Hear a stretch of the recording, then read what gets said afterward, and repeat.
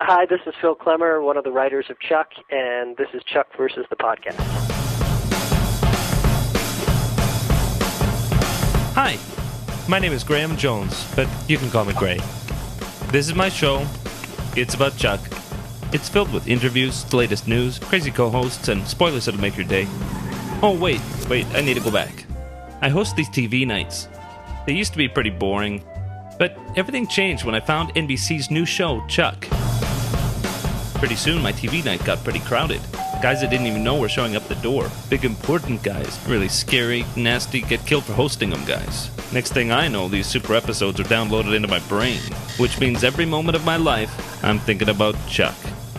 ChuckTV.net sent their top people to protect me. That's Mel and Liz. They're pretty zany. They co-host with me now, as a cover. So now I must welcome you to Chuck versus the Podcast, the #1 TV podcast for NBC's Chuck. This is Gray. This is Mel. This is Liz. And we want to welcome you to Chuck versus the Podcast, episode 30 for Friday, October 23rd, 2009. And we're really, really excited because today's podcast is a special interactive Q&A episode featuring answers to fan questions from us and Chuck writer Phil Klemmer and editor Matt Barber. Before we get to the questions, we have some news to cover. So Mel, why don't you lead us off? Well, we wanted to announce that the Check Out Chuck campaign has launched. Last spring, Chuck fans came together, of course, successfully campaigning for a third season of Chuck. And now we're pulling together again to attract new viewers to Chuck, people who haven't had a chance to enjoy the show for whatever reason. So our goal is to put copies of the Season 1 DVD in as many libraries as possible, which provides the opportunity for new viewers to experience Chuck for free and then join us when Season 3 premieres. The concept, which is from Bryn, a Chuck fan, is just brilliant in its simplicity. We get to support Chuck, recruit new viewers, and expand your library's media collection at the same time. So we're asking people to donate by December 1st, and then send us information about the donation, and you'll get a chance to win Chuck on DVD and Blu-ray from the WB.com, who are supporting this endeavor. Again, thanks to Bryn for the original concept and Chad for the graphics, and then Wendy and the ChuckTV.net team helped with development and implementation. So stop by ChuckTV.net for more information. There's a little button there on the sidebar that's got all the details. Yep, and you can always order it through Chuckazon on the ChuckPodcast.com website, and that helps give a little kickback to the podcast. That's Absolutely. Right. That's right. Also, you're going to want to mark your calendars. Chuck fans, the guests for next summer's T2 convention are being announced, and Yvonne Strahovski and Adam Baldwin are on the ticket. T2 is a 3-day convention for fans of Terminator, the Sarah Connor Chronicles, Chuck, and Firefly, featuring guest talks, photo and autograph sessions, competitions, parties, and lots more. T2 takes place in June 11th through 13th, 2010, at the Thistle Hotel in Heathrow, England. Now, that was the conference with the famous subway march, wasn't it? It was indeed. It was at the T2 conference that Zach led several hundred fans to an unsuspecting subway and served up sandwiches. Wow, so historic things happen at the T2 conference. So you're going to want to be there, if you can. Man, what just an excuse to go to England. That'd be cool. Yeah. I know. Yeah. Zachary Levi will be directing an episode of Chuck this season, according to an interview he gave in support of his short film called The Chase. And rumor has it he'll be directing episode 309. They just started production on 308. So if you want to check out Zach's directorial debut, The Chase, you can go to NBC.com. It is quite funny and features a prominent guest star. That's right. Cool. I don't want to spoil it, but I will say that it's someone that Liz and I gushed over when they guest starred in season 2, to the point that Gray had to chastise us a little bit to shut up and get back on topic. Well, I don't know if he do his own stunts in The Chase, because they were pretty impressive. I think so. I think it was, it was a pretty low budget endeavor. So I think, and knowing these guys, I think they wanted to do their own stunts anyway. So. Yeah, it was really well done. And in other news, is Chuck coming back early? It sure looked that way after EW's Michael Asialo posted reports from an anonymous source that NBC was planning to bring Chuck back this fall, possibly as early as October. Since then, NBC's revamped Chuck site went live with a banner stating that Chuck would air Thursdays at 7, 8 Central, which sent the internet into a tizzy. Of course, 7, 8 Central is impossible, so we knew part of it was an error. And then once that was brought to NBC's attention, it was taken down, and they formally declared, yes, that was an error. The date and the time, or the day and the time, were both wrong. So now if you go and look at nbc.com/Chuck, there won't be any banner there with a day or time. Excuse me. NBC has no comment about whether the show will return early, however. So keep an eye on chucktv.net for news as that story develops. My feeling is they're still feeling like it could definitely be imminent, but the later it gets, it does seem less and less likely. So it's anybody's guess at this point. It's definitely not going to be October at this point. But, now people are saying, well, maybe it'll be mid-November. And I don't know. I mean, how much of that's just wishful thinking versus could actually happen? I don't know. So we'll wait and see. Yep. And I did want to mention one housekeeping note. This is rather embarrassing, but I just found out that since the server upgrade in late May, I've had my personal Chuck Podcast email, the mail@chuckpodcast.com, set up wrong. So it was only going to Mel and Liz, and it wasn't going to me. So if you sent me an email to that address and I didn't respond, please accept my apology. I did not mean to. I now have downloaded all 250 emails that I missed, and I will be going through them. And so you might get a response 4 months late, but you will get a response if you didn't get one already from Mel or Liz. And also, it has come to my attention that my previous Twitter client was not showing all of my direct messages. So if you sent me a direct message and I didn't respond, again, it's not because I'm just rude. I didn't get them. So I am now on a new Twitter client, and I will be getting those messages. And so I'm alive on Twitter and email. I don't know, Gray. You know what they say about Canadians and rudeness. I don't think we can accept this as an excuse. Yeah, and the funny thing is, I'm a pretty technical person, but some things they just went over my head. Like this Twitter, I'm gradually getting the hang of Twitter. It's fun, isn't it? It is fun. It's not as easy as it initially looks. No, that's true. And it's way too addictive. And I do want to say, if you haven't had a chance to check out my blog, Shades of Gray, I had an amazing trip in Los Angeles, and you can read lots of great details about all the people from Chuck that I met. Just find the link on chuckpodcast.com down on the right, and it's a very, very entertaining read. So we are going to call Phil Klemmer now.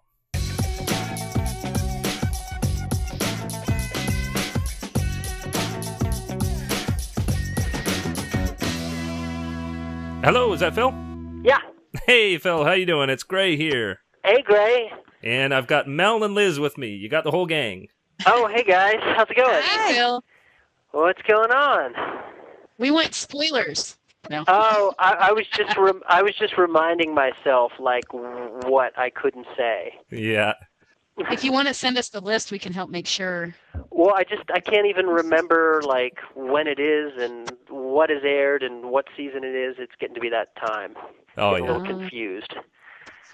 Yeah. Well, in general, don't feel any obligation to share anything about season 3. Okay. I mean, you can just share sort of emotive words. Okay. Yes. In other words, without actual fact. Right. I'm good at being vague. tried- It's one of my virtues. Okay. We tried to winnow out a lot of the really spoilery questions. So. Okay. Great. Well, we appreciate you being with us, and this is a little bit of a crazy night because we've got questions pouring in on Twitter as we go, and we've got a few that have been sent by email. So I guess we'll roll right in. Okay. And the first thing is that everybody's talking about how Chuck may be back early, and if it does come back early, that there's a good chance that there would be a back 9. Now, Right. I don't imagine you have any solid info on that, but how are you guys prepared if you need a back 9?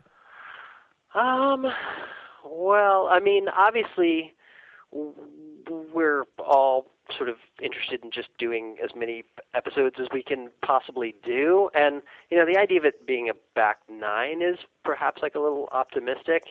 Every sort of, if we had gone on later this month, that would have been a possibility, but now that it's unlikely that it happens now, that it seems like, maybe it would be a handful or, not a full back order. Mm-hmm. But, we charted out these original 13 carefully. And, the fact that we haven't gotten additional episodes is, it's not great news, but it hasn't forced us to stuff a bunch of filler into our sort of 13 schedule. Mm-hmm. I guess the silver lining is that, it's going to be it's arced out according to 13, and if we get additional ones, I don't think, right now we're not going to just change the stopping point. I think we'd have to sort of think of it as a episode 3.5, mm-hmm. as opposed to a flabby, 13 episodes played out over 17 or 16 or whatever.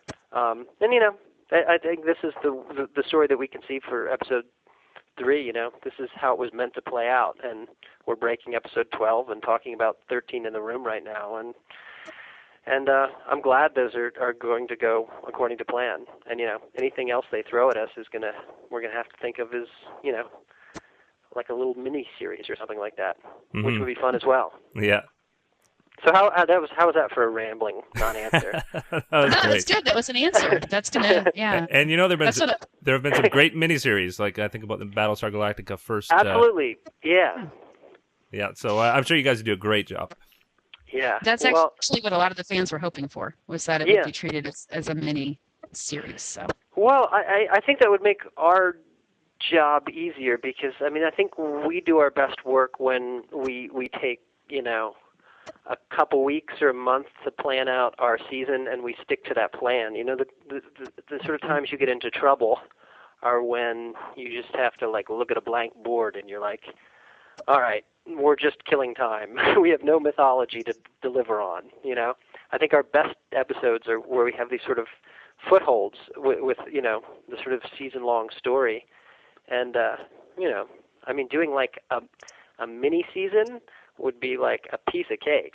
The longer it is, the more difficult it is to sort of pace yourself effectively and pay everything out, I think these 13, we all wish we were working longer, but I feel it's really tight, Yeah. It's, I think it's better than either of our previous seasons. Yeah. So. Well, I have seen a bit, and I would have to agree with you. Yeah. We just got one over Twitter about a very general question, which I think is good, about Yvonne. Right. She plays mostly dramatic scenes so far, and she really excels at those, but are we going to get to see her do more comedy this season? And that's from Chuck Nutt. Get to see her do more comedy. I'm trying to think what we have in the pipeline.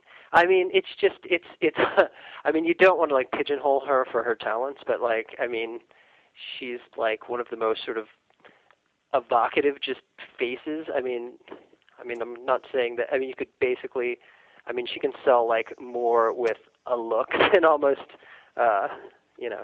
any actor that ever seen. But yeah, we want to keep things light for her. I don't know. I hope we're giving her funny stuff.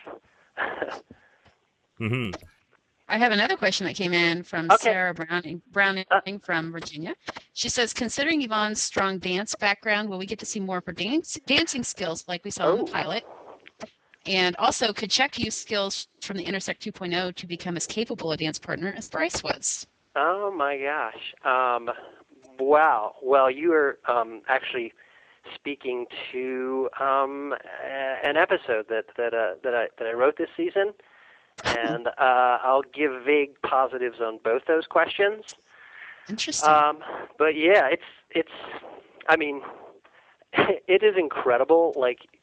Given the rigors of having to shoot an episode in 7 days, that we can give our actors a half day of choreography lessons, and that they can turn in the episode 303, which hopefully everybody will watch. I could spend like months trying to do it, and these guys spend like 4 hours with a choreographer and deliver something that's just like, it really looks like they've been doing it all their lives. So yes, lots of dancing. Awesome. I've been trying to get break dancing in the show, but just no success. Yeah. I think Jester needs to break dance. Absolutely. Just Well, let me ask a question from Wim van de Grient. And his question starts with, will the relation between Anna and Morgan continue? Oh, geez. Wow. I don't know how to answer that one. You're welcome to say no comment if you need to. Well, I mean, it would be such a philosophical answer, you know. I mean, you know, yeah. I'm not going to comment on that one. You'll have to wait and see. Okay, well, let's get more emotive then. Okay. And what would you say is the biggest difference between last season and this season? Well, I mean, just from just obviously the fact that Chuck has skill abilities has put him into like this. Oh, there's my alarm telling me it's time to do a podcast. Sorry. Now that he can do things, he's sort of thrown into the fore of these spy missions. There's no more sort of waiting in the van, as it were. You know, he's sort of the point man, and we're getting to see him do things, and it's no longer about Chuck like bumbling his way to success. We actually see him succeeding as a spy, and this season is about him sort of embracing his, so much of the previous two seasons were about a guy sort of in the midst of a quarter-life crisis and trying to find his sort of place in the world. And I think season 3 is him becoming comfortable and finding that, his calling was completely unexpected, and it was, put into his lap by Bryce in the pilot. But he, it's just about him finding that this is kind of what he was born to do, and it's cool. I mean, it's a less angsty kind of Chuck. I mean, he's got his problems, but they're no longer wondering what he was meant to do with his life. very cool. Cool. Mm-hmm. Yeah. And let me jump to Aardvark's question B. Mel, do you want to take that one? Sure. She said that I've noticed that Allie attends episode filming when she's a credited writer of that episode. Is that a common practice for all Chuck writers? Yeah. Yeah, definitely. Oh, is there a follow-up? There is, but you can go ahead and answer that part. Okay. Yeah, I can barely keep one question in my head. So, yeah, I mean, definitely in the beginning that was sort of compulsory, just when you're trying to find the tone of the show and you're working with directors who haven't directed necessarily, and as the series has gone on, a lot of these people are coming back for their 3rd and 4th episodes, and there's more people understand the Chuck language, and clearly the actors understand their characters, and nobody's there every second of shooting, and my hat is off to all the people of the cast and crew who have to be there for every hour of shooting, which we've got a day less to do an episode this season and 2 days less than the first season, and I don't think they're any less action-packed. So I mean, everybody's really working their butts off, and our as writers, we now sort of go there as time affords, but we got to keep these stories moving through the room, Right. because now we have less time to do it. Mm-hmm. I mean, there's only 7 days of prep, so it moves rather quickly, and sort of the possibility of us getting additional episodes has made us it's kept us honest by just being ahead, forcing ourselves to stay ahead. If we knew it was just 13, we would have totally blown through the lead we have on production, and I think we would have spent a lot more time on set, but we sort of had to be prepared for any sort of surprise. And as the season goes on, you just gradually give up the lead you have on production, so that, if you time things correctly, by the time you get to your last episode, the ink's still drying by the time you deliver it. And, if that happens before your last episode, the end of the season can be a bit of a a disaster. But fortunately, that hasn't happened to us. Mm. And that actually leads into another question that a lot of the fans have. It's been done a lot, but how would you say the budget is affecting the writing of the episodes? I don't know. I mean, it's a bit of it's sort of like the Hanukkah miracle, and whatever the miracle of the lamp oil lasting. Mm-hmm. I don't know how it's happening, but somehow the episodes look cooler and more expensive, but they're done in less time for less money, and that's not like me encouraging people to further slash budgets, but I think that's more a reflection of the sort of the heroic efforts that have gone into keeping Chuck afloat and just people learning how to do the show. And I mean, as writers, it's just we turn in shorter drafts and we leave less material on the cutting room floor, hopefully. But so far it hasn't suffered, but yeah, boy, let's keep it at 7 days. I think a 6-day episode, everybody might have to jump off a cliff. We don't want that. No. Well, and I guess a good place to go now is Jordan J. just twittered a question, which is, what are some things you'd love to do with Chuck and the rest of the cast that you haven't written yet? Just hypothetical. Say season 4 is happening. What are some cool places you'd like to go? Well, literal places I'd like to go. I would like to see us doing overseas stuff, and I would like to, I mean, I would never want to lose the buy more, but doing a bit of an exotic sort of little kind of mini arc somewhere else, I think would be pretty cool. Mm-hmm. And there's one I really wanted to do. I really wanted to do a sort of Freaky Friday episode in which Morgan had opened the Bryce's email.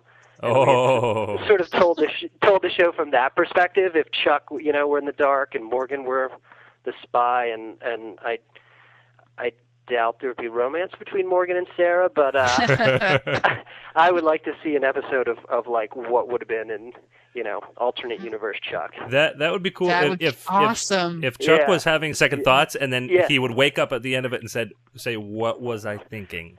Right.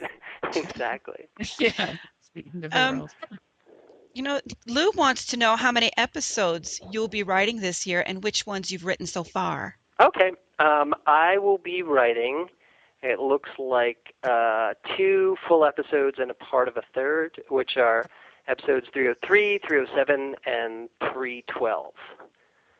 And 2 of those are in the can, and I've seen a cut on one of them, and I love it. It's, one of the best episodes I've ever worked on, and I'm totally proud of it. And we're breaking the last one in the room right now, so wow, it's a little weird. Now that leads a little bit, and we're bouncing around a little bit. But what happens when everything wraps up?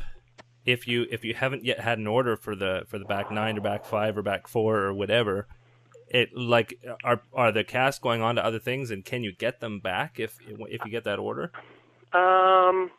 I don't know how that works. I'm sorry, I'm not much of a mind for business, but I know it's not a great thing. I mean, it obviously costs money to shut down a production and then start it back up, because you're sort of paying for those sets and holding people and cast and crew, and we want to be able to hold on to as many of the sort of original team as we can. So, the sooner we know what's going to happen, the better we can allow people to sort of plan their seasons around this.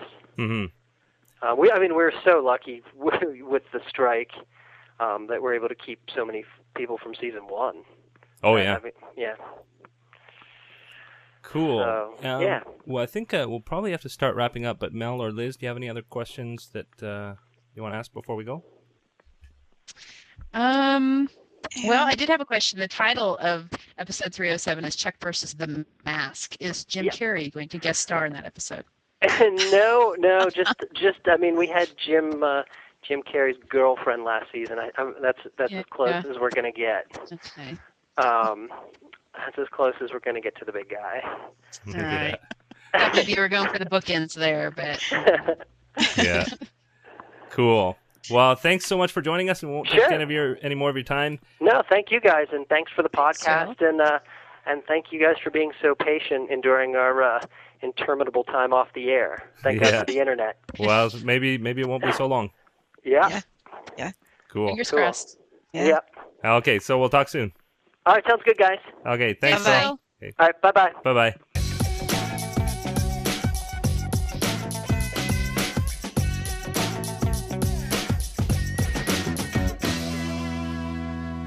Wow, what a great guy. Yeah, he's a lot of fun. He's I bet he'd be fun at I don't know, a softball party or something. Yeah, A softball party, Liz. What is that? yeah, he's a great guy. He drove me in a little electric golf cart to the Warner Brothers cafeteria, and we had lunch at the cafeteria. And he's just like he's a nice guy that could be your neighbor. Very, very friendly. Well, that leads into a question from Chuckster54. What's the food like at the Warner Brothers cafeteria? And I think all three of us have now eaten there, so we can answer that. Well, I didn't. No, I think it's quite good. That's right. Liz was having issues with her stomach and wouldn't eat. Mm-hmm. Yes, I was sick. Yeah. Well, I only had the Mexican because I liked it so much that I just kept on going back there. But they have a whole bunch of different stations where you can order different types of food. I had Italian. It was good. I couldn't eat all of it. It was too much. And the prices weren't too bad. No, they're really not. Better than cafeteria food and cheap. So. Yeah, and lots of people eat there. Yeah. Yeah, you can. Lots of people. If you're... Except when Mel and Liz are there. That's true. Well, and it's neat walking past George Clooney's car and Clint Eastwood's car to get to the cafeteria. Mm-hmm. It's a neat place to be. It is. It's one of those places that if you look at someone and think, "Is that?" It probably is. Yeah. Yeah. Yeah. Cool. Well, now it's about time to call editor Matt Barber.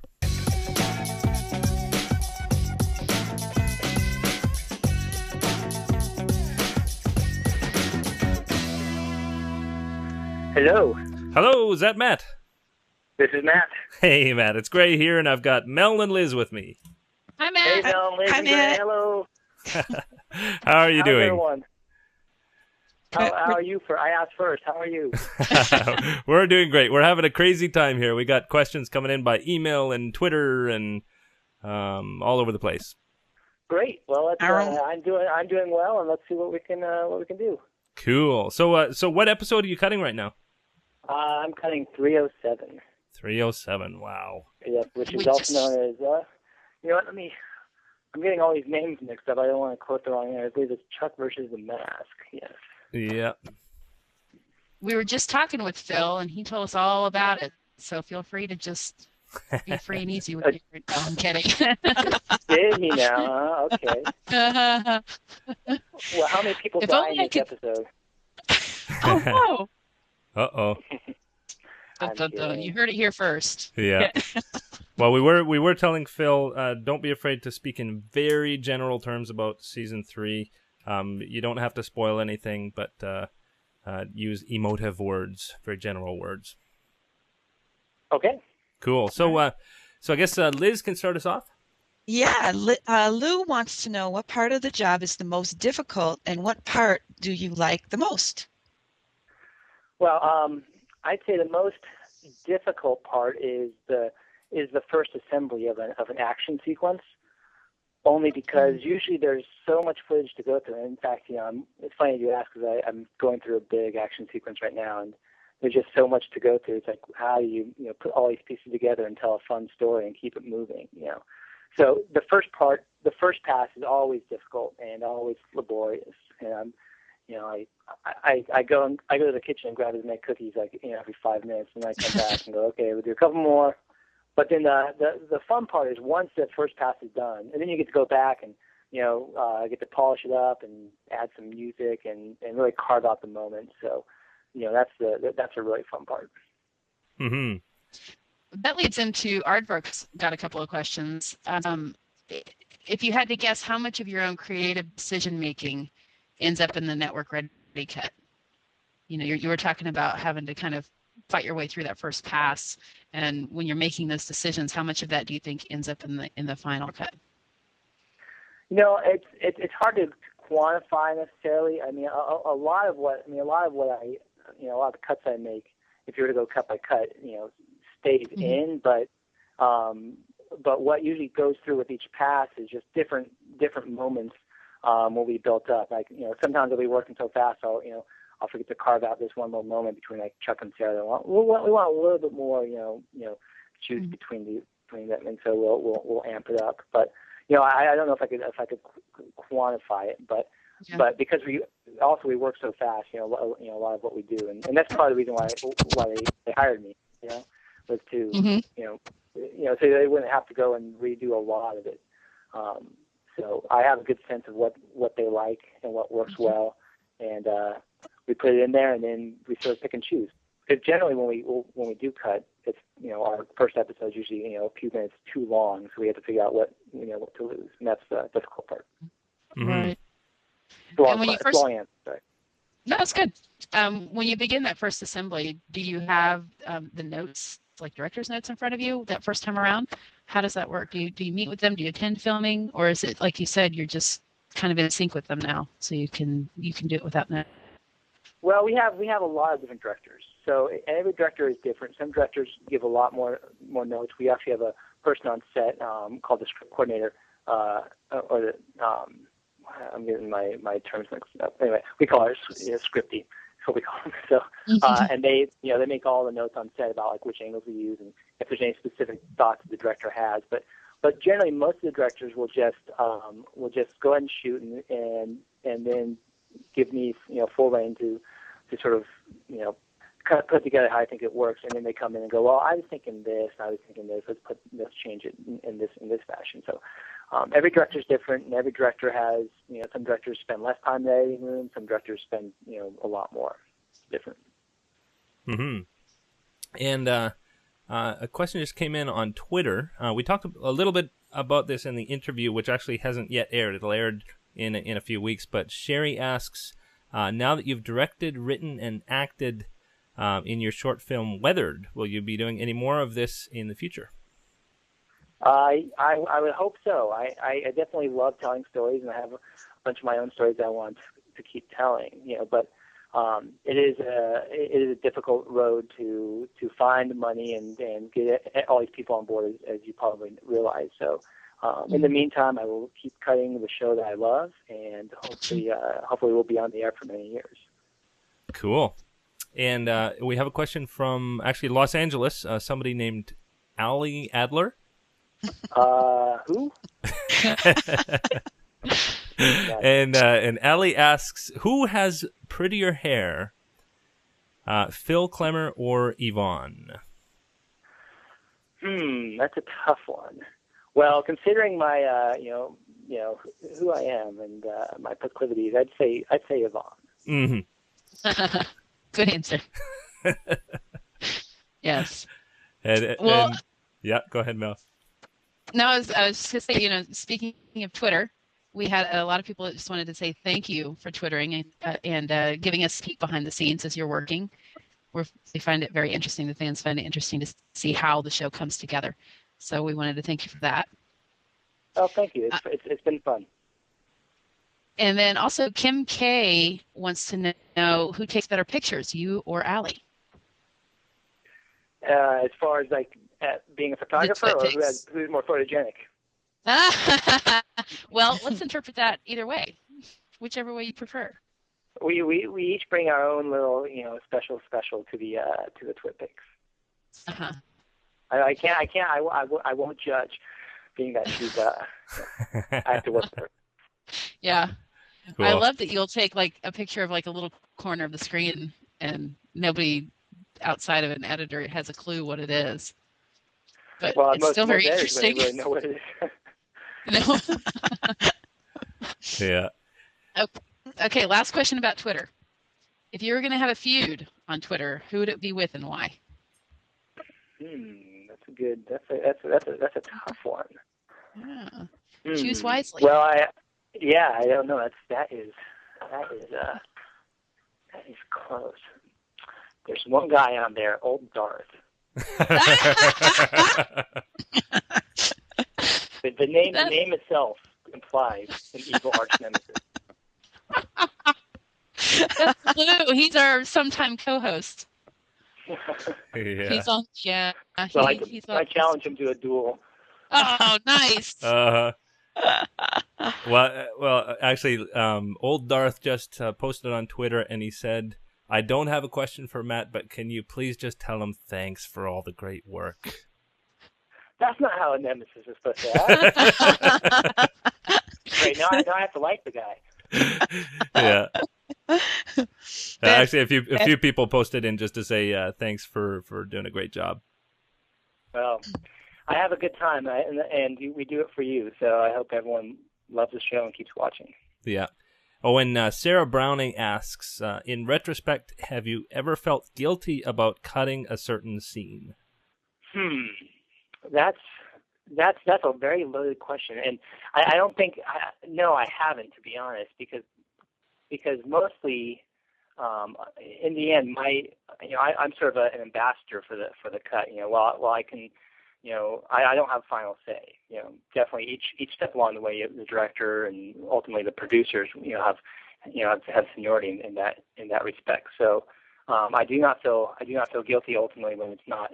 When if a cut is made that I disagree with, then it's sort of not my say. It's like I'm just the editor and I'm advocating, but ultimately it's up to someone else. So I would say no. I love, although there was a time when I worked on this movie Frankenfish, which not really. That's a joke. Yeah. And Jessica Sisk asks, Matt, what kind of scenes do you like cutting the most? Do you like fights? Do you like comedy? Do you like sensitive moments? Oh man, that's tough. I really do love them all, but I really love a good action scene when all the pieces come together.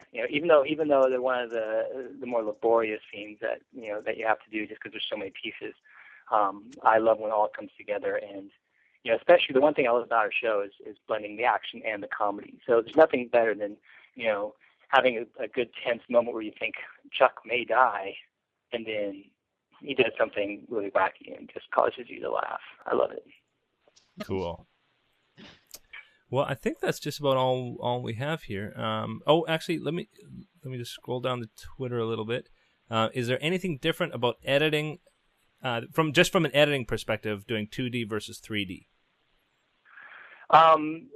The way we did there wasn't any difference. I mean, I did take into consideration a few of our marquee moments and having to linger on those shots longer than I normally would.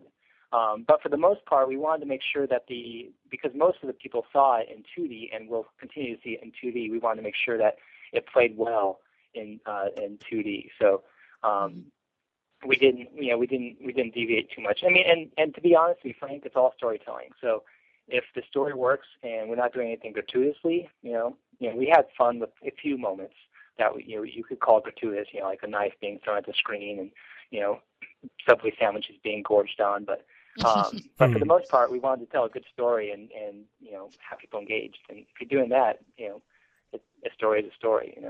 Cool.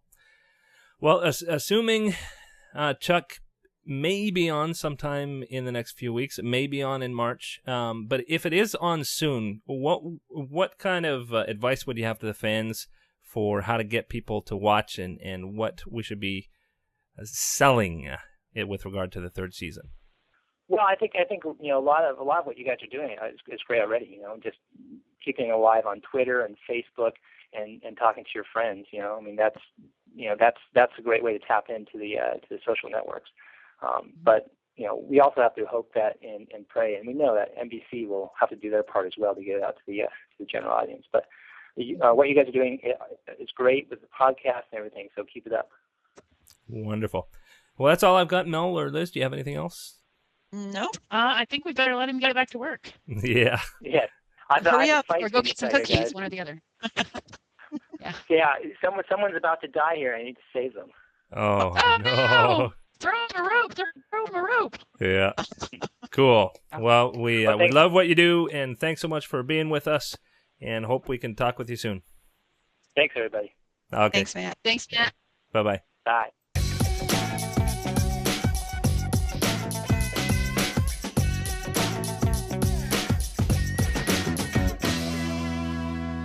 So, Lou's got his work cut out for him here. He's challenged to a feud, and I want to see the lightsabers come out.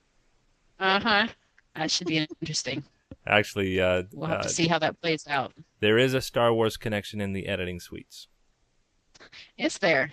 Yeah, well, actually, it's not in Matt Barber's suite, but in the next door. I'm trying to remember where they all are. I had a photo on my blog of Scott. Oh, that's right. Yeah, Scott Pellet, and he has a Star Wars. What do you call it? Bed sheet on the couch in his editing room. Yeah. It's quite cool. Just to really, really solidify the geek cred there. Yeah. Well, you got to think geek to edit geek, I guess. Well, that's true. That makes sense. That's I think true. it's on a bumper sticker somewhere. Yeah. Or should be. Cool. Yeah. Mm. Cool. So I guess we can open the floor for general questions and questions about my trip to LA. I guess we can lump them all together. Yeah. And roll right into a pile of questions. And sorry if we didn't get to yours. We're juggling email and the Chuck Podcast site and chucktv.net and Twitter. And so we won't necessarily get to all of them, but we'll get to as many as we can. Let's start off with Jason from Nashville. Mm-hmm. He wants to know, this season will we get to learn more about Chuck's mom, and if so, who will play her, or who would you pick to play Chuck's mom? I haven't heard a peep about Chuck's mom being part of season 3. So, and at this point, as Phil said, they're breaking the last 2 episodes right now. So, I don't think we haven't heard a word about her. So, I don't think it's gonna be this season. Well, if we think about the last couple of seasons, that type of thing was broken kind of towards the finale. First season can't really qualify because they got interrupted with the writer's strike. But second season, it was kind of near the end that they dropped those bombs. So I would say if it's going to happen, it's probably going to be either the penultimate or the ultimate episode. Yeah, or it might be something they're saving for the miniseries should they get that back 9. Yeah. Oh. It seems like they've got plenty to work with for season 3 with, just dealing with Intersect 2.0 and the Ring. Yeah. And just a general impression that I am getting is, and I have seen parts of season 3 and I would agree that you don't see on screen any less money, but where the money comes in is that you don't see every character in every episode. And it's actually a pretty good thing because what happens is you focus more on individual people, and they're focusing in on a smaller cast, even though they do have a bunch of guest cast members this year. But I get the impression that season 3 is all about really going deeper with our existing cast. Good. That's cool. Cool. Well, Mary Scavarda would like to know, she says nothing at all has been leaked or hinted at regarding how Subway's presence will be integrated into Chuck in season 3. How about a little information, please? Has that been decided how Subway's going to be integrated? It was actually one thing that I was surprised about when I was there, which was that I didn't see anything about it, and they were already working several episodes in. So I don't know if anything changed behind the scenes. Now, I didn't see any of the Buy More stuff, so that definitely was where the Subway stuff was centered. But I don't know, maybe later in the season. I think we had another person who delved a little bit further into that. Chuck did, wondering if Subway would be Sarah's new employer. And that's a negative, correct? Yeah, I think it's safe to say that everything so far is still orange. Okay. Hmm. That's what we saw too, but we didn't know how long that was going to last. So. Yeah. And Lou asks, will Chuck and Sarah be maintaining their cover relationship for season 3? And is I'm trying not to be specific, but there is a surprising amount of elements that get back to where they were in season 2.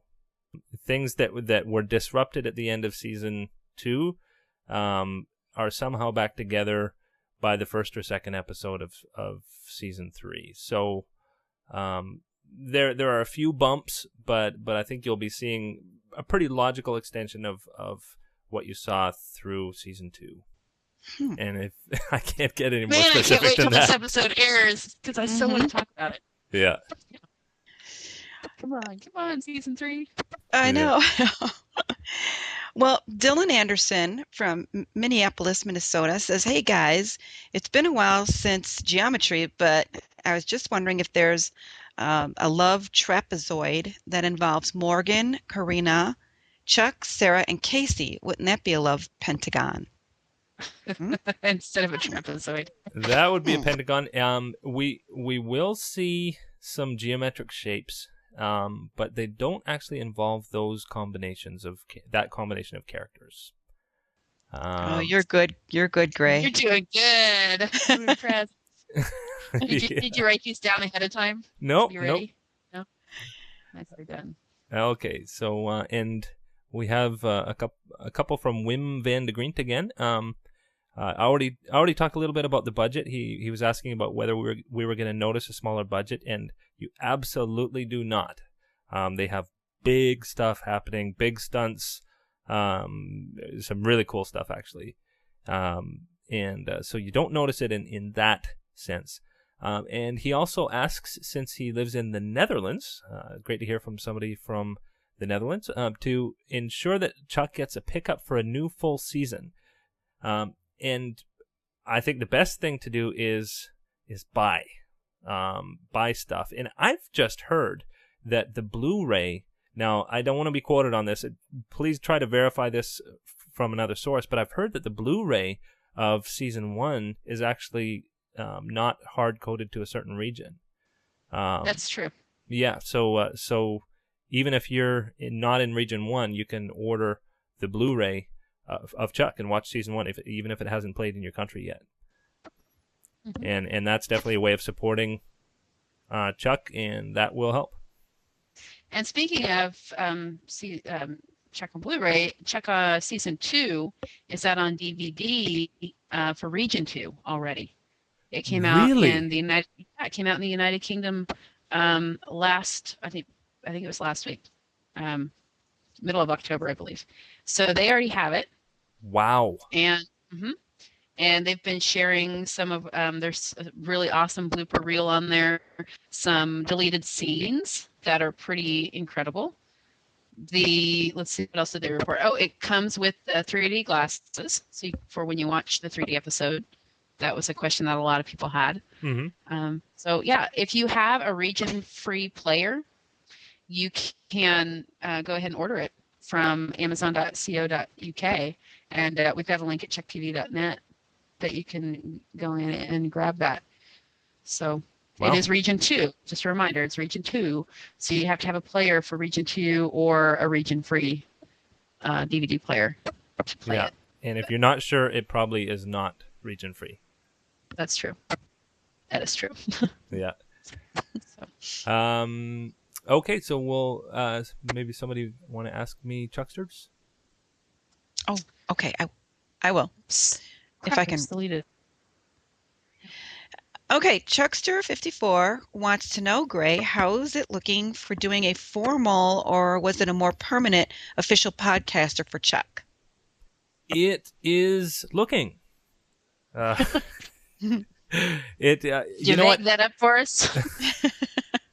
Well, I still, as we record this, so it's we're recording on Tuesday, October 20th, and as of now, I still don't have a response back yet from Warner Brothers or from Chuck's parent company, Wonderland. I have pitches into both of them to ask them to hire me as a full-time podcaster, not just for Chuck, but for several other shows.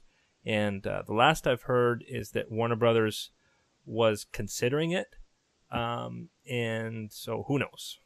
I am pursuing other avenues. It looks like if this doesn't pan out, then I probably will be heading to LA permanently sometime in the summer. So if you have any suggestions for me on how I could better proceed with this, I'm open to pitching to the other studios and networks. It's just I really have an obvious loyalty to Warner Brothers and to Wonderland. I did pitch to NBC and they didn't go for it, but I have a loyalty here, so I was trying to stick within this kind of umbrella of companies. But thanks for that question. Yeah, that makes sense, and of course we're crossing our fingers that that comes through. But it'll work out. Yep. Yeah. And so I guess I'll roll with Chuck Nuts. So we've already covered the subway. Will we see the bracelet again? And we did. That was answered actually by somebody else, and I don't remember the name, but it was apparently seen again in the ring. If you look closely. Yep. So she does have that on. We're not really addressing it in an emotional way, but she is wearing it occasionally. So that's good news, I guess. It's still around. Yeah. Let's see. Jumping ahead. Will Omaha be revisited? I have no idea. More Sarah and Ellie bonding scenes. Not that I saw, but I only saw the first few episodes-ish.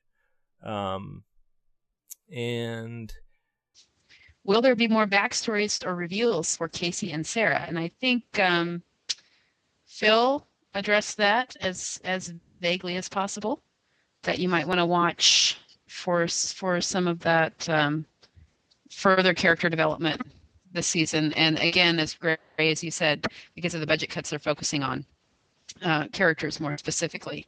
So, and of course we know that Karina is back for season 3, which would make me think that we're going to get a little more insight into someone's backstory. It's just a question of whose. So I think the answer to that is going to be yes. We will get more backstories and reveals for Casey and Sarah. Cool. Okay, so and as for Roan or Orion, I have no idea. And I'm just going to roll through some of these Twitter questions. When I was in LA, I did not eat at Porto's Cuban Deli. Sorry, Jessica. I guess I'm going to have to put that on the list for my next trip.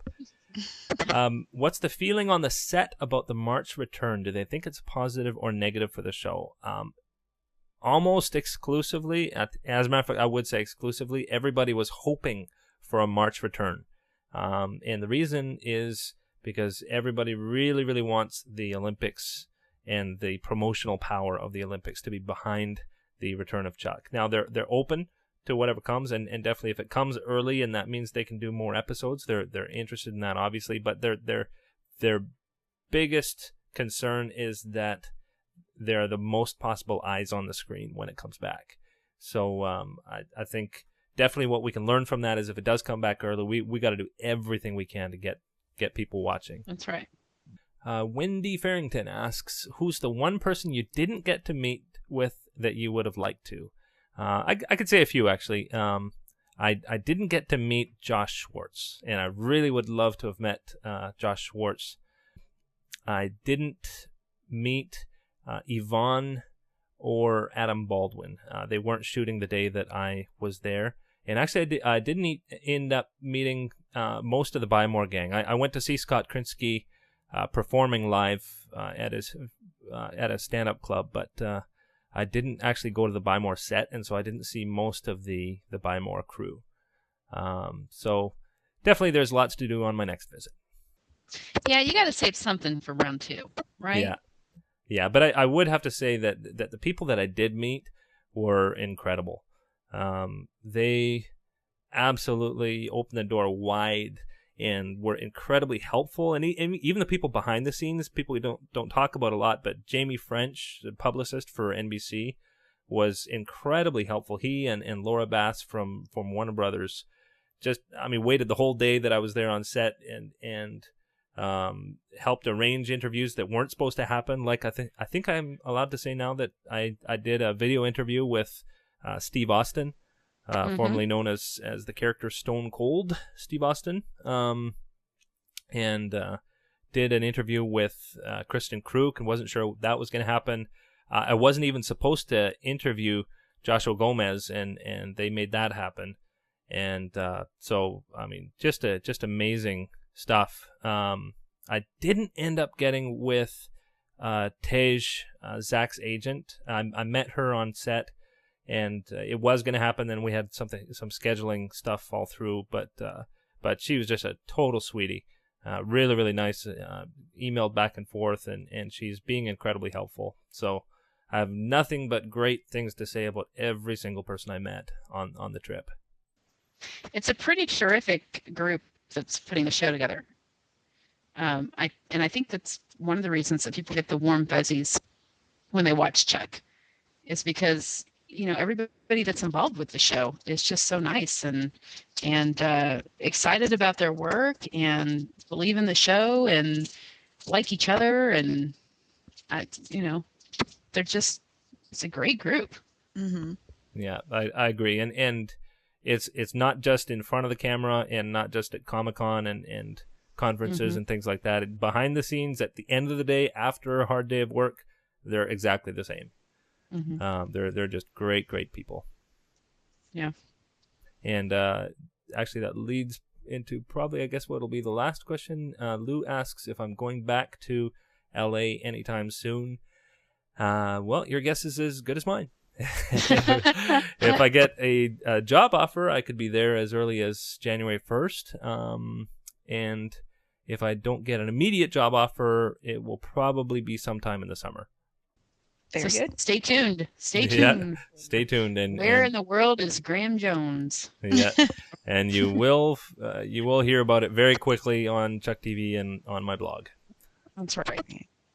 And that's about all the questions we have. We're going to start to wrap it up here. I want to remind everybody, now that I can actually get my email, please send in emails if you want to be on the notification list for new episodes and new things going on. And it seems like there's a lot more going on these days, and there will be, because we have tons and tons of stuff coming up in the next few weeks. I want to remind you, please, and thank you for all of your votes. We had something like 180 something votes on Podcast Alley. That was the highest we ever had. And we actually got up to number 6 overall out of 69,000 podcasts worldwide. And this is number 6 in all categories, including political and comedy and all of that. That was really, really, really greatly appreciated. And we're still at number 9 for October as of today. And the thing that does, if you notice, when you go to Podcast Alley, any page in the entire site, the top 10, is shown on the right. And so it gives Chuck more visibility, and so it is very, very good to have that high rating, and it also does help things like my pitch to Warner Brothers and all those other kind of things. So thank you, and please do continue to vote, especially once November 1st rolls around. If you can set a reminder on your computer to vote, it's greatly appreciated. And also a reminder about Christmas shopping. If you're starting to do Christmas and Hanukkah shopping, you can go to Chuckazon through chuckpodcast.com and order some Chuck-themed Christmas presents like the Chuck comic book, or if you want to buy for people that you are introducing to Chuck, great place to get the DVD. And also donations and merchandise for the podcast and for ChuckTV.net are always greatly appreciated for you to buy those. And we want to remind you about Check Out Chuck. Donate a copy of the Season 1 DVD to your local library, and then stop by ChuckTV.net and let us know that you did it. And we'll enter you to win a copy of Chuck Season 1 on DVD and Blu-ray, courtesy of the WB.com, and help just get the word out and make Chuck available to new viewers. And as always, if you have questions or comments to share, you can email us at mail@chuckpodcast.com. We appreciate all the emails that come in, and we do want to get to all your questions. So bring them on, and we'll attack them. We want to thank once again Phil Klemmer and Matt Barber for spending some time with us. And also, lastly but not leastly, do want to mention, please support our sponsors. We want to thank Movie Morons Podcast for sponsoring our show, and also SyrianJunkies.de, the German excellent TV website. So please go to chuckpodcast.com, look on the right-hand side, and you can see links to both of those great sponsors, and you can click on those and support us by supporting them. So if you want to listen to spoilers, stick around. Otherwise, we will catch you next time. Bye-bye. See you next time. Ciao.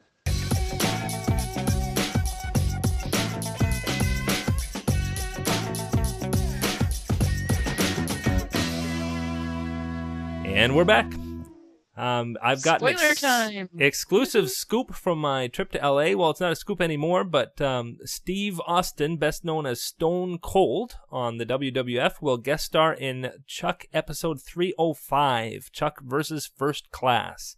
He plays Hugo Panzer, a master of close quarters combat, in this episode that also introduces Kristen Kruk's character, Hannah. And I had a chance to see the set that they were shooting in. They built it specially just for this episode, and it looks really cool, and I can't tell you anything about it.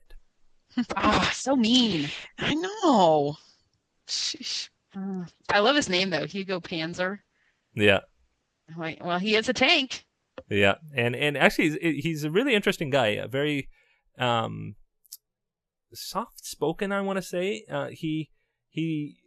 He comes across as a really big person in his wrestling, but he's personable. He's very, very friendly. So it was interesting to see him in real life. Very big though, big and strong. Mm-hmm. Yeah, Gray let me see the interview ahead of time, and I was surprised at how very soft-spoken and gentle he seemed. But I'm sure that's his character is not going to be that. Yeah. We'll see. Yeah. We'll see. Casting call for episode 308, Chuck versus the Fake Name. We've got, see if any of you guys will be available for any of these. We've got Frankie Gregorini. Okay, it's going to be early 30s male. He's a sharpshooter, chameleon, and the worst kind of assassin, a hitman. Needs to be tall, dark-haired, and have a medium build. Chuck needs to be able to impersonate him and pass as him with people who know Frankie. So we need someone who resembles Chuck very closely. This will be a guest starring role. Yeah. Mull that one over. I can't even think of anybody, can you? Well, there is that kid who dressed up as Chuck for Halloween that's been making the rounds on Twitter, but I think he's not going to hit the age requirement there. Yeah. Yeah. Okay. Yeah. Then we have a call out for Maddie and Scotty, 40 to 55 male, two thugs who look like they stepped right out of Goodfellas, named Maddie and Scotty. Okay. They are suspicious when they see Chuck dressed as Frankie, but ultimately they are fooled. Must be menacing and be good with humor. These are also guest starring roles. Thanks to director Jeremiah Chechik, we know that Tony Sirico from The Sopranos will guest star in this episode, possibly as Maddie or Scotty, since he doesn't look like Chuck. Yeah, and Jeremiah Chechik actually is a great guy.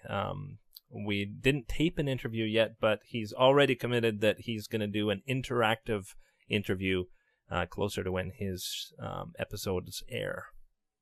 Awesome. He's out on Twitter. If you guys want to follow him, he's Kenriff on Twitter, and he's been a lot of fun. Yeah. He's been submitting photos. We've actually got some photos. The Tony Sirico news was accompanied by a photo of Tony with writer Ali Abler. And so we got that posted at checktv.net. Cool. Yeah. So I guess we'll wrap it up. This has been a marathon podcast, our first ever interactive podcast, and it's been a blast. And we will have another one real soon. Yes, we will. I was going to say we should do this again. Yeah. Hey, let's do it. Let's invite more people. I like it. So have a great Chuck week, and don't forget to buy Chuck for your library. See you next time. Bye, guys. Bye-bye.